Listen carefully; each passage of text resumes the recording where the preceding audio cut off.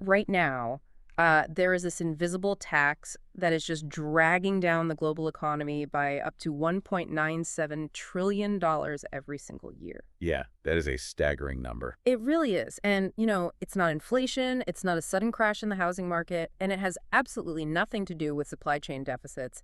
It is simply the cost of how we treat each other at work. Right, and that $2 trillion figure, well, it accounts for massive losses in absenteeism, plummeted productivity, and relentless employee turnover. All stemming from workplace violence and harassment. Exactly. And honestly, that number doesn't even factor in the subsequent personal healthcare costs or, the sprawling legal fees that companies end up facing. Which means this is no longer just some niche HR issue. I mean, if a single dynamic is draining that much human potential and capital, understanding the anatomy of workplace mistreatment is basically the ultimate professional survival skill. I couldn't agree more. So welcome to the deep dive. Today, we are unpacking a monumental 2024 synthesis. This massive review pulled together thousands of primary studies and dozens of meta-analyses on workplace violence and harassment, or WVH. Which is such a critical data set. It is. We want to figure out the underlying mechanisms of a toxic workplace, and more importantly, what actually cures it. Okay, let's unpack this. Because if we are losing nearly $2 trillion, we can't just be talking about overt physical bar fights in the break room, right? Definitely not. The definition of what constitutes violence must be significantly broader than what we traditionally picture. Right, so what does it look like now? Well, the definition has expanded radically. The International Labor Organization now officially defines this as a vast spectrum. Okay, a spectrum. Yeah, it encompasses any action, behavior, or threat that targets or leads to physical, psychological, sexual, or economic harm. And the geographic boundary of the workplace has completely dissolved, too. I mean, especially post-pandemic, right? Exactly. Yeah. We are no longer just looking at the office floor or the factory line. This spectrum of mistreatment actively extends into your daily commute, the off-site social events, and this is a big one, heavily into the work-related group chats buzzing on your phone at 9 o'clock at night. Oh, wow. Yeah, the endless notifications. So if the battlefield is literally everywhere, we need to know what the weapons actually look like. If we isolate the data to just the micro interactions happening on the ground, what is the sheer volume of this problem? To grasp the volume, the synthesis points to a sweeping meta-analysis that tracked nearly 1 million employees across 62 different countries. 1 million people. That's a huge sample set. It's massive. And on average, 34% of all employees are victims of workplace violence and harassment. Over a third. Yeah, over a third. But the internal breakdown of that statistic is where the real story lies. Severe targeted bullying accounts for about 16%. Okay. However, a massive 75% of employees report experiencing what the research officially terms incivility. Wait, 75%. 3 out of every 4 people are dealing with incivility. That's what the data shows. But, I mean, I have to push back a little on the terminology here. Like a passive-aggressive Slack message, someone rolling their eyes in a pitch meeting, or a manager taking credit for your idea. Those are rude, absolutely. Sure. But we lump those into the exact same overarching category as physical violence. Aren't we treating a paper cut and a stab wound as the exact same thing? Throwing an eye roll into the same bucket as an assault just seems like it, I don't know, dilutes the severity of the real danger. I get why you think that, but researchers deliberately advocate for this inclusive, spectrum-based definition. And it's precisely because of how the human nervous system processes relentless stress over time. Okay, how so? Well, a single act of incivility, that subtly undermining email or the eye roll, is absolutely a paper cut. But the mechanism of harm here is the frequency. Oh, okay. If you receive 50 paper cuts a day, every day, for 5 years, the compounding physiological effect is devastating. Wow, yeah. I guess I hadn't thought of it like that. Right, because the research demonstrates that subtle, everyday mistreatment triggers a constant release of stress hormones, like cortisol. Which is basically your fight or flight response just being stuck on all the time. Exactly. And over time, this chronic allostatic load destroys an employee's mental health, it degrades their immune system, and it leads to burnout rates that are statistically highly comparable to the aftermath of more overt forms of aggression. That is terrifying. It is.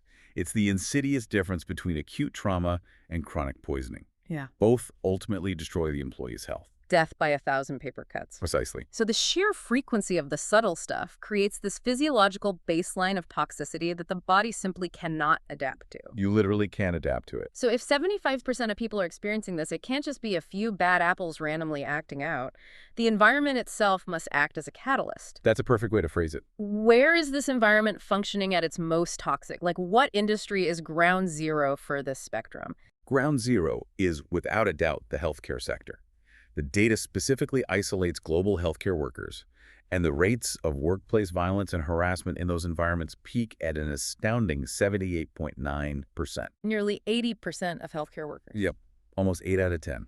Why are the people dedicating their entire professional lives to saving others getting hit the hardest? I mean, the stakes are incredibly high, but the mission is inherently altruistic. That feels like a massive structural paradox. It is a profound paradox, but it's driven by a perfect storm of intertwined volatile risk factors. The research actually separates these catalysts into 3 distinct buckets. Okay, what are they? You've got patient-related, environmental, and staff-related factors. So patient-related factors are the immediate smarks, right? Individuals entering a hospital are often at their absolute worst. Sure, they're in pain, they're scared. Exactly. They might be grappling with severe substance misuse, acute delirium, or untreated personality disorders. Okay, so that's the first bucket. Right. Then you place those volatile patients into the second bucket, which is the environmental factors. These include agonizing triage service delays, overcrowded waiting rooms, and chronically inadequate security measures. Which just acts like a pressure cooker. Total pressure cooker. And finally, the system applies the third bucket, the staff-related vulnerabilities. Like what? Well, employees are routinely subjected to severe understaffing. They're forced to work back-to-back extended shifts, and they frequently operate in isolated wards without immediate backup. So let me get this straight. You take a highly distressed, unpredictable patient, trap them in a frustrating, delayed system, and then isolate an exhausted, under-resourced nurse with them. That is exactly the recipe. The friction is essentially engineered to spark violence. The data reflects exactly that chain reaction. Psychiatric nurses, for example, face the absolute highest rates of physical violence of any profession analyzed. That is heartbreaking. It gets worse. An alarming 95% of medical trainees report facing harassment or discrimination during their education and early practice. Wait, 95%? That means we have an entire generation of medical professionals being systematically forged in a highly toxic crucible? Like, the baseline for their entire career is built on survival rather than just learning? Exactly. Completely warps their professional baseline. But stepping outside of the hospital for a second, what is the global baseline for the rest of the workforce? Outside of healthcare, the global average for experiencing severe workplace bullying sits at about 15%. Okay, so much lower, but still significant. Right. There are, however, distinct regional variations. Like, Scandinavian countries consistently report notably lower rates of workplace bullying compared to the broader averages in the rest of Europe or the U.S. Interesting. Which points to broader societal structures impacting office dynamics. Absolutely. The culture at large heavily influences the culture at work. But surely some people are just, more vulnerable to this baseline than others. I noticed a finding in the synthesis stating that pre-existing mental health issues can actually forecast subsequent exposure to bullying. Yes, that is a finding. But if someone already has anxiety or depression, does the environment actually adapt to them or does it exploit them? Because framing it as forecasting your own bullying, that skirts dangerously close to victim blaming. I am so glad you brought that up, because that distinction requires very careful clarification. Yeah, please clarify, because it sounded a bit rough. The research is categorically not suggesting that individuals with mental health challenges are somehow causing or responsible for their own harassment. Okay, good. What the data highlights is actually a predatory mechanism inherent in toxic environments. Predatory. Yes. When an individual is already psychologically struggling, so maybe that manifests as lower self-esteem, reduced social energy, or, less assertive communication due to a clinical mental health challenge, a toxic workplace culture or a predatory colleague identifies that as an opening. Ah, I see. The environment preys on the vulnerability. It is a vital measure of predatory behavior within the system, completely devoid of victim responsibility. It's like a virus attacking a compromised immune system. It's identifying the mechanism of the toxicity, not placing blame on the target. Precisely. The culture of the workplace ultimately acts as either the immune system that protects the vulnerable or the virus that exploits them. That's a great way to put it. And this dynamic is deeply explored in another piece of the review, which analyzed cultural dimensions. They investigated the specific chain reactions that occur when an organization has a highly abusive supervisor. Oh, the bad boss scenario. We've all been there. Right. And they found that in what the research categorizes as masculine organizational cultures, which, just to be clear, means cultures strictly defined by hyper-competitive, aggressive achievement and a win-at-all-costs mentality, the destructive link between an abusive boss and the staff is severely exacerbated. Makes sense. If the boss is tyrannical in an environment that already rewards ruthlessness, the employees don't band together. No, they got. They likely start kicking downwards, right? Sabotaging the workflow or turning on each other just to survive the pressure. Spot on. The research terms that retaliation, counterproductive work behavior, and it spikes massively in those environments. Then what's the alternative? Conversely, they examined what happens in feminine organizational cultures, and these are structured around relationship building, open collaboration, and collective well-being. Okay. In those environments, the negative psychological impact of that exact same abusive supervision is actually mitigated. Oh, because the peer relationships themselves become the buffer. Yes. Even if the manager is utterly toxic, the team insulates you. They vent with you and structurally support your mental health, which neutralizes that chronic cortisol release we talked about earlier. Exactly. The team protects the individual. So if the problem is this systemic, if it's literally built into the cultural fabric of how we achieve things and how we interact, I mean, a generic break room poster isn't going to fix it. Not at all. My mind immediately goes to structural workflow changes. You can't just command people to be nice to each other, right? Yeah. You have to fundamentally redesign how they interact and report to one another. Does the data back that up, or do companies have a different default response? Well, the data backs it up, but companies, they almost universally default to the illusion of the quick fix. The quick fix? Like what? Usually through broad policy announcements rather than structural workflow redesigns. And the data on these quick fixes is actually highly counterintuitive. Oh, so? A major review evaluated corporate interventions aimed specifically at workplace sexual harassment.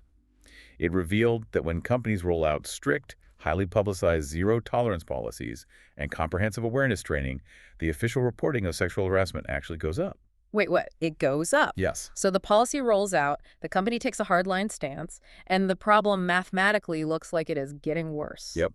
That's what the numbers show. But wait, if we look at the mechanics of reporting, a spike in HR complaints probably doesn't mean the physical workplace just became more dangerous overnight. Right. It means the baseline of silence wasn't a lack of harassment, it was a lack of safety.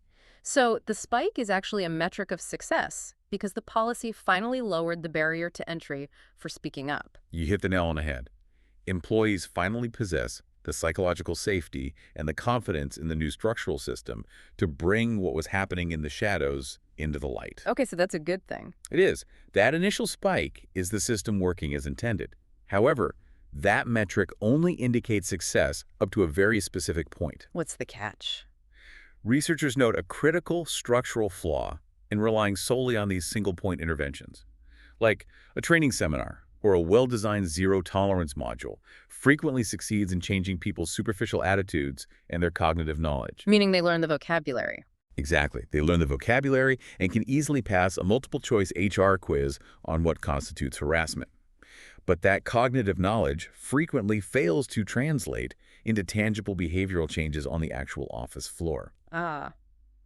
They know the rules well enough to avoid getting fired, but they don't actually change the underlying mechanics of how they speak to their subordinates. Right. Which completely fractures how a company measures the success of its own programs. Because the metrics are lying to them. Yes. The divergent perspectives on what constitutes success are a major trap for leadership.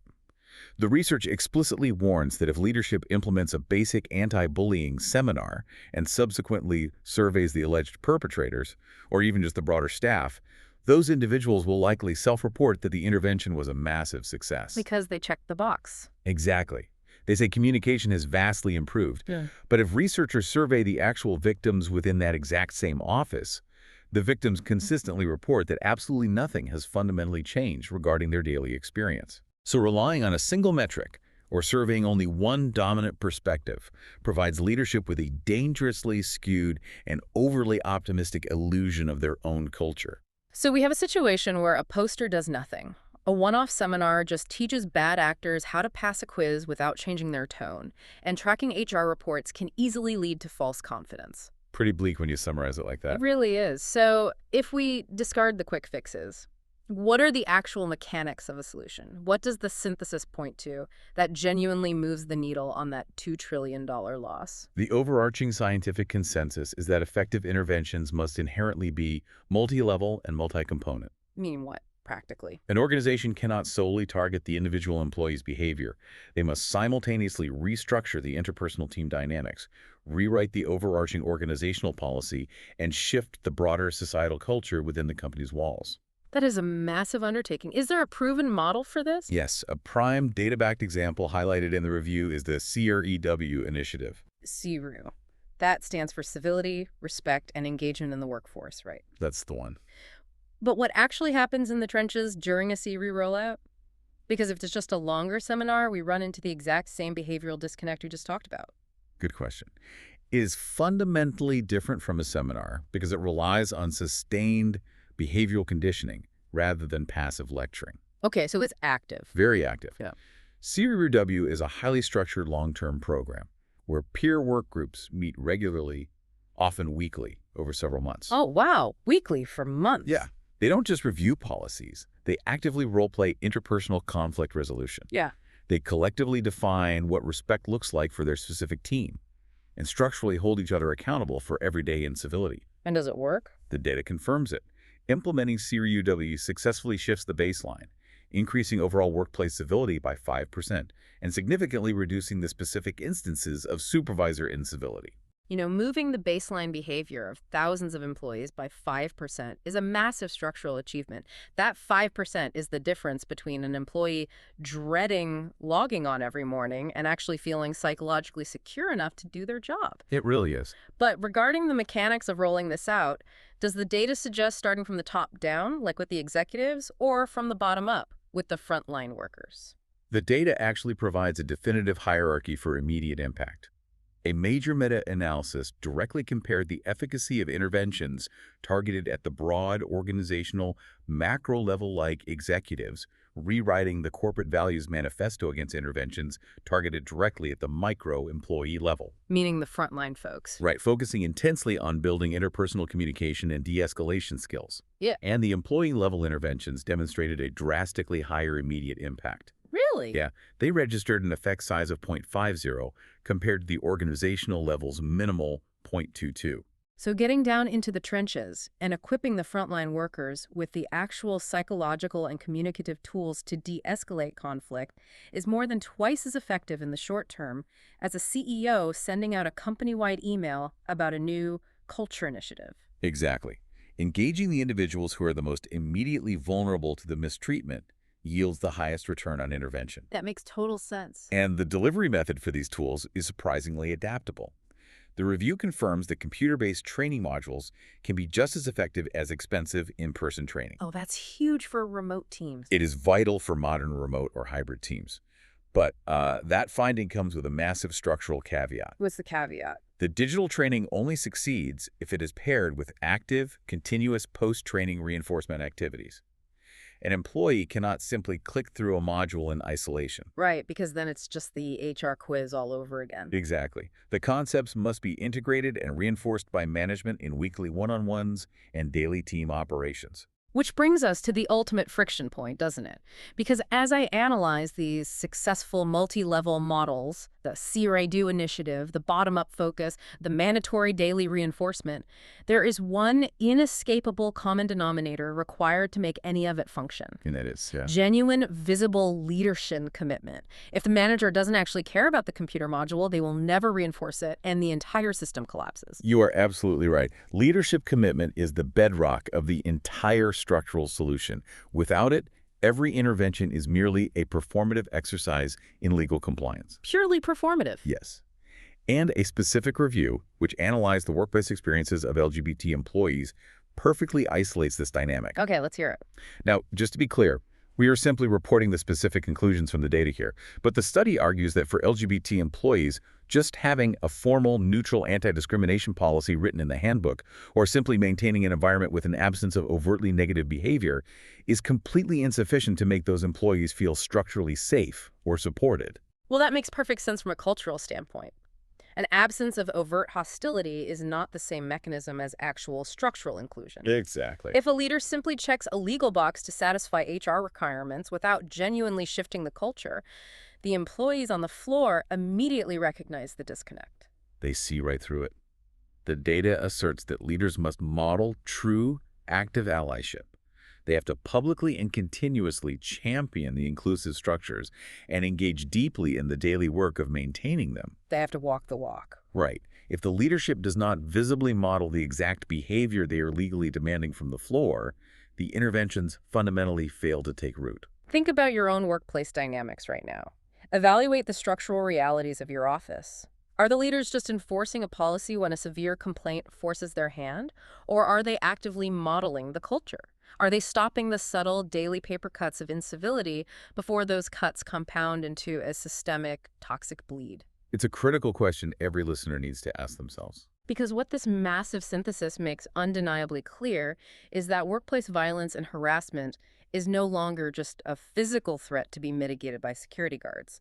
It is a $1.97 trillion drain on human potential and economic stability. Absolutely. It is a spectrum that ranges from the acute, overt physical dangers faced by an under-resourced psychiatric nurse to the chronic daily incivility that slowly destroys the immune system of an office worker. And the mechanisms of the problem are deeply complex, which means the solutions must match that complexity. We know definitively that the illusion of the quick fix fails. Right. Posters don't work. Zero-tolerance posters and single-point HR quizzes do not alter human behavior. The only scientifically validated path forward requires a multi-layered behavioral approach. But so what's the blueprint? Organizations must empower their employees at the ground level with actual communication tools. They must understand the unique environmental and cultural triggers of their specific industry. And above all, they must demand unwavering, highly visible commitment from their leadership. We have to completely move past the mindset of basic legal compliance and actively redesign the interpersonal culture. Because repeatedly treating the surface symptoms will never cure the underlying disease. Exactly. But as we consider how to redesign that culture for the future, the research presents one final, highly disruptive concept that we haven't really touched on yet. Oh, what's that? The global pandemic forced an unprecedented massive shift to remote work. Right. Everyone went home. Well, according to the research, this digital migration birthed what they term the cyber avatar of sexual harassment and workplace bullying. The cyber avatar. That sounds incredibly dystopian. It is, because the physical proximity has been removed, but the psychological mechanisms of toxicity remain.